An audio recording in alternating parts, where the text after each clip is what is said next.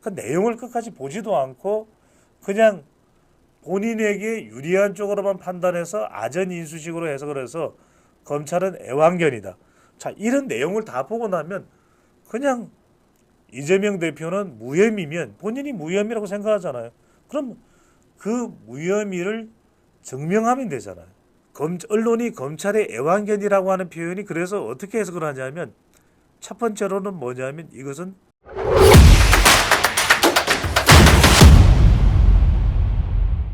쌍방울의 왼쪽에 첫 번째를 보세요.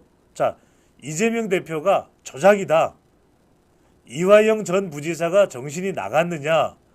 왜 유엔에서도 제재하고 있는 북한에 50억을 보냈겠느냐? 이것이 다 검찰의 조작이고 검찰의 조작된 수사 내용으로 인해 재판부가 여기에 현혹돼서 잘못 판결을 내렸다. 이런 이야기를 하는 거잖아요. 자, 쌍방울의 경기도 스마트팜 비용 대납, 이재명 대표 방북 비용 명목으로 북한 측에 전달된 이게 확인이 됐잖아요, 여러분들. 이거 여러분들 굉장히 중요한 겁니다. 그러면 무슨 말씀이냐면 이화영 전 부지사가 이화영 전 평화부지사를 임명한 사람이 누구예요? 임명한 사람이 이재명 경기지사가 임명을 했어요. 자, 그러면 유엔 제재 결의 위반인 대북 송금을 이화영 전 부지사가 2018년에 2019년에 경기도 평화부지사라고 하는 자리에서 조폭 출신인 김성태 전 쌍방울 회장과 만나서 헛짓거리를 하고 있을 때, 이건 헛짓거리 정도가 아니라 이재명 대표 표현을 빌면 정말 경천 천하에 경악할 일이죠.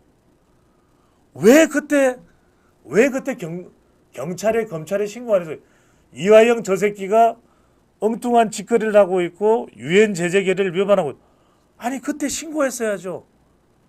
검찰에 고발해가지고 검찰에 신고해가지고 당장 현장에서 체포해야 되죠. 쌍방울 김성태도 체포했어야 되잖아요.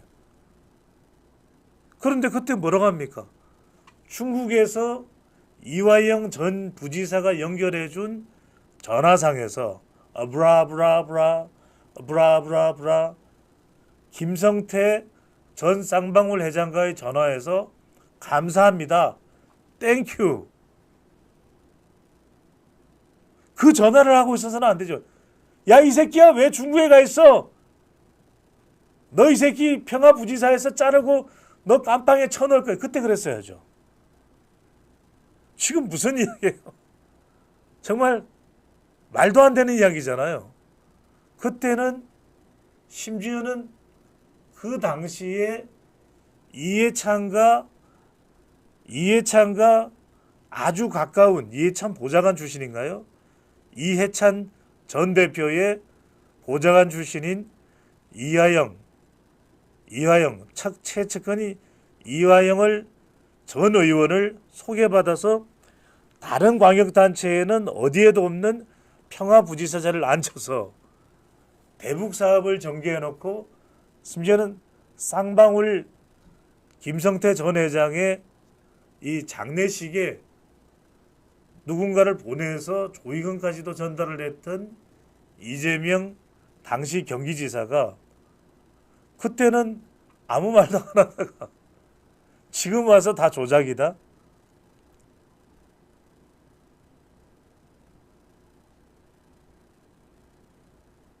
이건 지나가던 뭐가 웃을 이야기잖아요. 말이 안 되는 이야기잖아요. 그 다음에 지금 비교를 하는 게 뭐냐면 안부수 아태평화 교류협회장의 1심 판결문에 대해서 비교를 하는 겁니다. 자, 이화영에 대해서는 북한에 전달됐다. 2번 보세요. 대북 중개업자로서의 지위를 더욱 공고히 하고 북한 관련 사업에 대해 협조를 구하는 것에 대한 대가 북한 관련 사업에 대한 협조를 구하는 것에 대한 대가 돈의 성격에 대한 판단을 하지 않고 있는데 그 밑에 내용을 보세요. 자, 수원지검이 입장문을 냈습니다.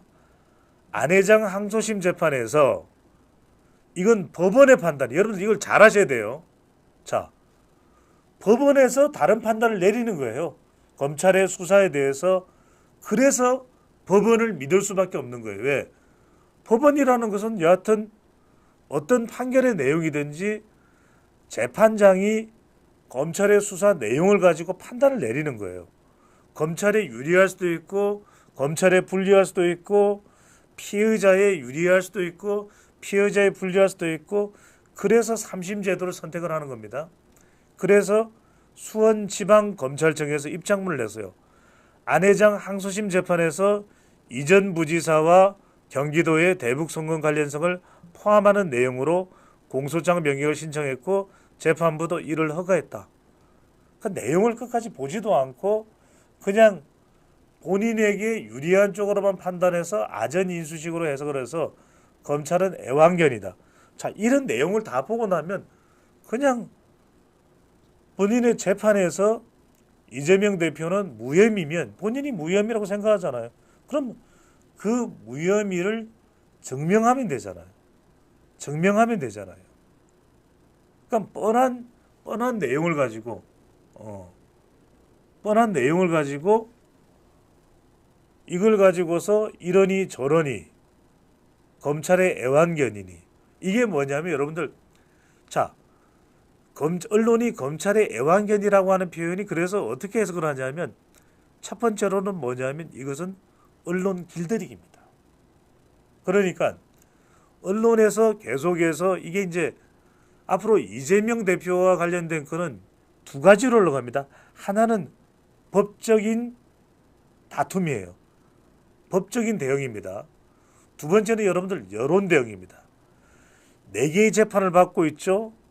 더군다나 지금 재판이 길어지면 길어질수록 또는 재판이 계속해서 더 늘어나면 늘어날수록 이재명 대표에게 상당히 큰 부담이 됩니다. 왜냐? 재판에 대한 최종적인 결과도 중요하지만 계속해서 관련되는 내용이 언급될 수밖에 없거든요. 그렇다면 언론에서는 이게 하나 발견됐네요. 대장동에 새로운 사실이 발견됐나요? 지금 김만배에 대해서도 지금 검찰에서 추가 수사를 통해서 구속영장을 청구한다는 거예요.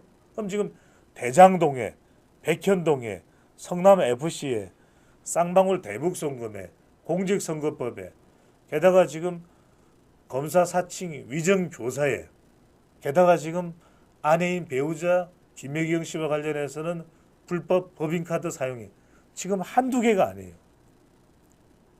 이것뿐만이 아닙니다.